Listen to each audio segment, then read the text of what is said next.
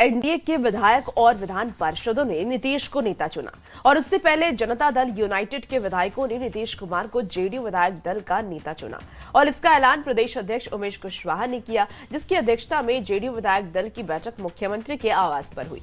क्या कुछ खास रहा है इस बैठक में, इस रिपोर्ट के जरिए आपको दिखाते हैं।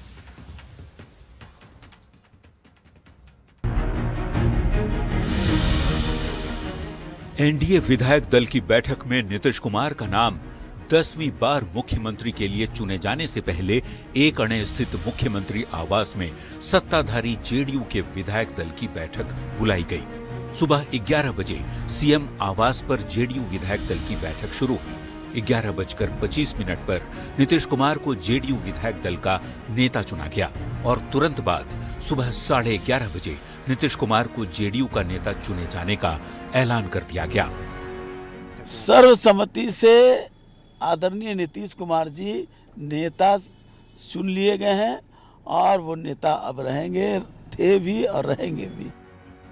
नीतीश के नाम का औपचारिक ऐलान के बाद ये तस्वीर साफ हो गई कि नीतीश कुमार एक बार फिर बतौर मुख्यमंत्री राजधानी पटना के ऐतिहासिक गांधी मैदान में शपथ लेने जा रहे हैं।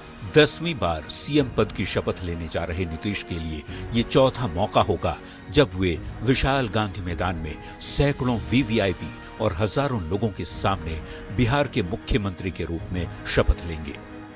बैठक हुई है और बैठक में सर्वसम्मति से आदरणीय नेता नीतीश कुमार जी को नेता चुना गया।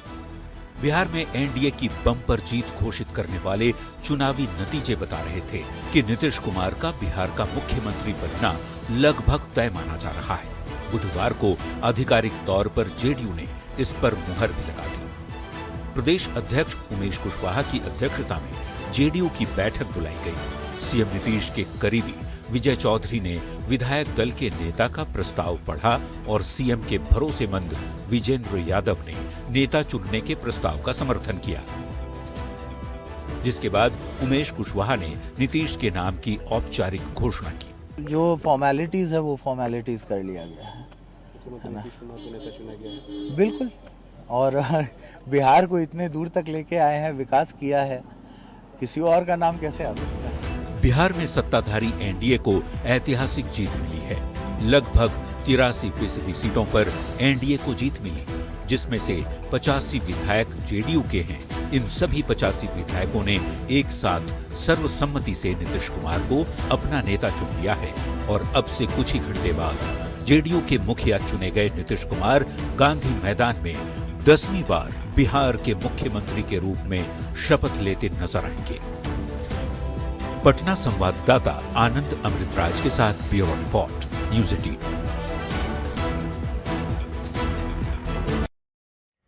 नीतीश कुमार को एनडीए विधायक दल का नेता चुन लिया गया, जिसके बाद नीतीश कुमार ने राज्यपाल को इस्तीफा सौंपा और नई सरकार के गठन का दावा भी पेश कर दिया। आज नीतीश कुमार 10वीं बार बिहार के मुख्यमंत्री पद की शपथ लेने जा रहे हैं। आखिर ऐसा क्या है जो 20 साल से नीतीश कुमार बिहार की राजनीति का ध्रुव तारा बने हुए हैं?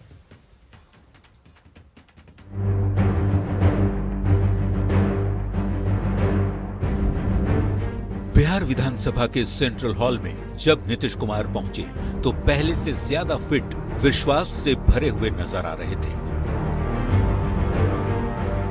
चेहरे पर मुस्कुराहट साफ दिख रही थी। वो भी क्यों ना, 10वीं बार बिहार के मुख्यमंत्री जो बनने जा रहे हैं। एनडीए के नेता सर्वसम्मति से माननीय नीतीश कुमार जी चुने गए हैं और मुख्यमंत्री पुनः बनेंगे। नीतीश कुमार सियासत का एक ऐसा चेहरा जो पिछले 20 साल से बिहार की राजनीति का ध्रुव तारा बना हुआ है। गठबंधन चाहे जो भी हो, सहयोगी चाहे जो भी रहे हो, सरकार का चेहरा नीतीश कुमार ही रहते हैं। ये नीतीश का करिश्मा ही है कि पिछले 20 साल से बिहार में बिना नीतीश के कोई सरकार नहीं बनी। आरजेडी को सत्ता में आना हो तो नीतीश की जरूरत पड़ती है। बीजेपी को बिहार में सरकार बनानी हो तो नीतीश की जरूरत पड़ती है।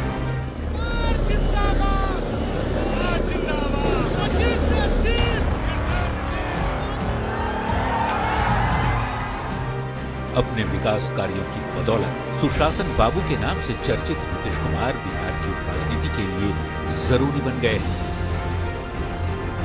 जेपी आंदोलन से राजनीति की शुरुआत करने वाले नीतीश पटना से लेकर दिल्ली तक की सरकार में अपनी सोच का लोहा मनवा चुके हैं। चाहे अटल बिहारी वाजपेयी की सरकार में कृषि मंत्री की भूमिका हो या फिर रेल मंत्री की, नीतीश कुमार ने हर जगह अपनी छाप छोड़ी।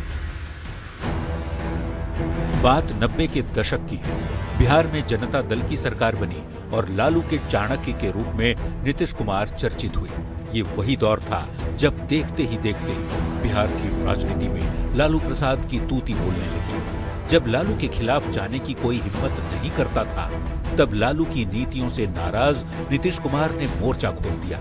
जनता दल से अलग होने के बाद जॉर्ज फर्नांडिस के साथ मिलकर 1994 में समता पार्टी का गठन किया। विधानसभा चुनाव में नीतीश की समता पार्टी पूरी तरह पराजित हुई और मात्र 7 सीट पर सिमट गई। लालू प्रसाद और ज्यादा ताकतवर बनकर उभरे, लेकिन नीतीश ने कभी हार नहीं मानी। यही वो समय था जब नीतीश को बीजेपी का साथ मिला। उसके बाद नीतीश कुमार ने कभी पीछे मुड़कर नहीं देखा।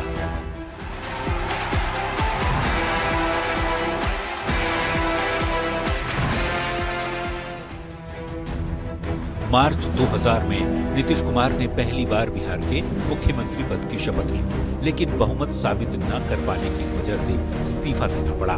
साल 2005 में नीतीश कुमार ने एक बार फिर सीएम पद की शपथ ली और तब से लेकर अब तक बिहार के मुख्यमंत्री हैं। जीतन राम मांझी के कुछ महीनों के कार्यकाल को छोड़कर 2005 के बाद नीतीश ने बिहार में ऐसा काम किया जिसकी मिसाल पूरे देश में दी जाने लगी। चाहे वो कानून व्यवस्था का मुद्दा हो या फिर जीडीपी का, नीतीश हर मोर्चे पर अपनी काबिलियत का लोहा मनवाते रहे। इसके बाद सियासत में कई बार उतार चढ़ाव आए, गठबंधन बदला, सहयोगी बदले। नीतीश कुमार की सियासत के खत्म होने तक की भविष्यवाणी कर दी गई, लेकिन नीतीश राख में छुपे चिंगारी की तरह उभरे और फिर से बिहार की सियासत पर छा गए। Bureau report, news 18। इससे पहले सम्राट चौधरी को भारतीय जनता पार्टी विधायक दल का नेता और विजय कुमार सिन्हा को उप नेता चुना गया। बीजेपी के नवनिर्वाचित विधायकों ने और पार्टी के विधान पार्षदों ने सर्वसहमति से दोनों नेताओं को बीजेपी विधानमंडल का दल का नेता और उपनेता चुना। इससे नई एनडीए सरकार की तस्वीर लगभग साफ हो गई है कि नीतीश कुमार के नेतृत्व में बनने जा रही सरकार में सम्राट चौधरी और विजय कुमार सिन्हा एक बार फिर से डिप्टी सीएम के रूप में भूमिका निभाते हुए नजर आएंगे। ये रिपोर्ट आपको दिखाते हैं।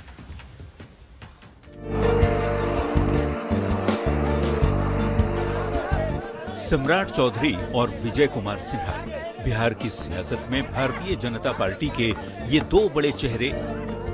इन दोनों चेहरों की ये जोड़ी फिट है और ये जोड़ी हिट है।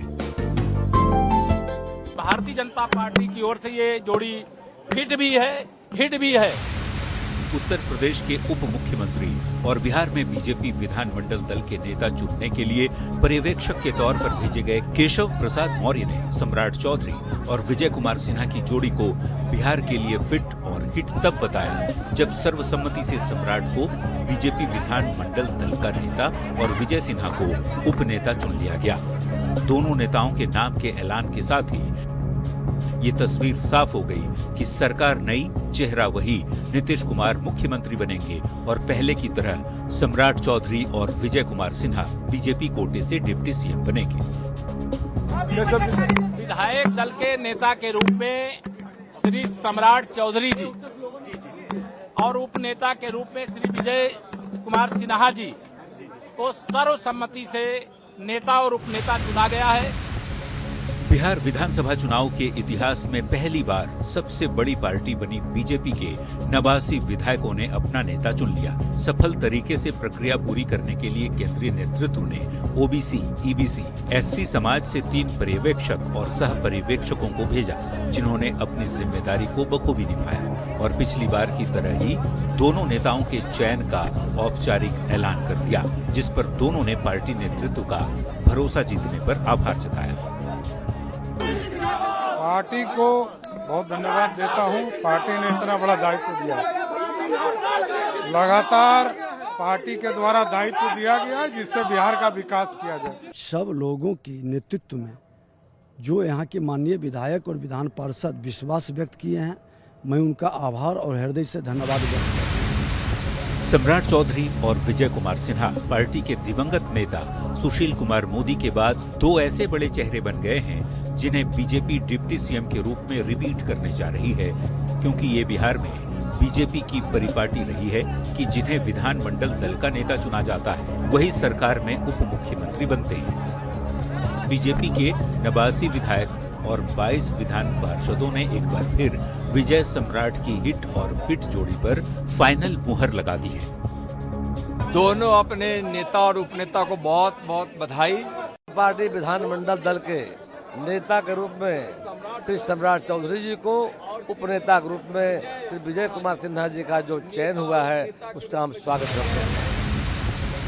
बीजेपी की बैठक में बारी बारी से प्रेम कुमार, नितिन नवीन और रमा निषाद ने प्रस्ताव रखा, जिसका समर्थन रामकृपाल यादव, संगीता कुमारी, मिथिलेश तिवारी और कृष्ण कुमार मंटू ने किया। इसके बाद तालियों की गड़गड़ाहट से पूरा सभागार गूंज उठा। पिछली बार सम्राट चौधरी नेता और विजय कुमार सिन्हा उपनेता बने थे, तो दोनों को नीतीश सरकार में डिप्टी सीएम का पद मिला था। अब हर किसी की नजर इस पर है कि नीतीश कुमार की अगुवाई में बनने जा रही नई एनडीए सरकार में किन किन नेताओं को मंत्री बनाया जाता है। पटना संवाददाता शैलेंद्र कुमार के साथ ब्यूरो रिपोर्ट, न्यूज़ 18। पटना के गांधी मैदान में